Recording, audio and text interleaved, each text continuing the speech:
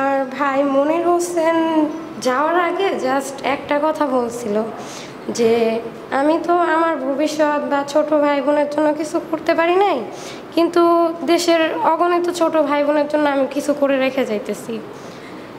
ওর 5 bag রক্তের প্রয়োজন ছিল, পেটে গুলি লাগছিল, কিন্তু রক্তের যেহেতু আমরা জোগাড় করতে পারি নাই, কারফিউর সময় ছিল, এই কারণে মারা যায়।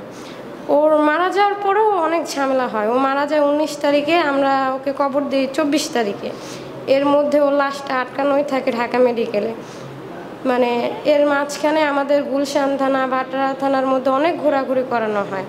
যখন আমরা বাটরা থানায় একটা সাইনের জন্য যাই, ওনারা প্রথমে ঢুকতেই দেয় না। তারপরে আমাদের লাস্টে বলে যে বাটরা থানায় তো গুলির শব্দই হয় নাই, এখানে মানুষ মরবে কীভাবে? বাটরা থানায় নাকি সব গুলি স্টকে আছে, ওখানে নাকি একটা গুলিও খরচ হয় নাই, এই কথা ওনারা বলে। এটা বলে আমাদের পাঠায় দেয়।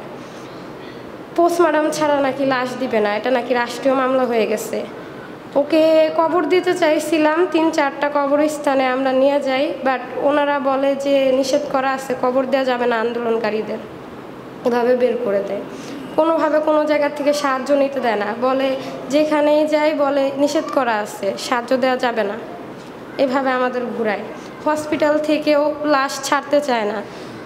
পরিচিত কারোর সাথে যোগাযোগ করলাম, তারা বলতেছে আপু রায়ের দিন তোমার ভাই মারা গেছে, রায়ের আগের দিন লাশ যদি পোস্টমর্টম করাও তারপরেও তোমাদের এখন লাশ দিবে না।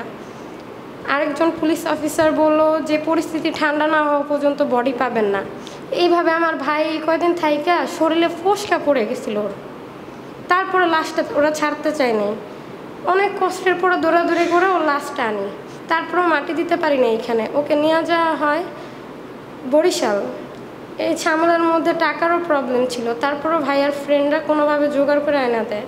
গ্রামে যাই, ওখানেও সেম কথা, বাংলাদেশের মাটিতে নাকি আন্দোলনকারীদের কোনো মাটি হবে না, তারপরেও ওকে পারিবারিক কবরস্থানে মাটি দিই।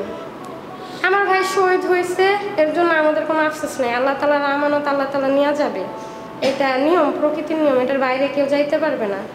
এখন শুধু একটাই চাওয়া যে এই যে বাংলাদেশের মাটিতে দেশটা স্বাধীন করার জন্য ওরা যে রক্ত দিচ্ছে এতগুলো মানুষ, ওদের রক্ত শুকানোর আগে ওদের সাথে এই অন্যায়ের বিচারটা যাতে হোক।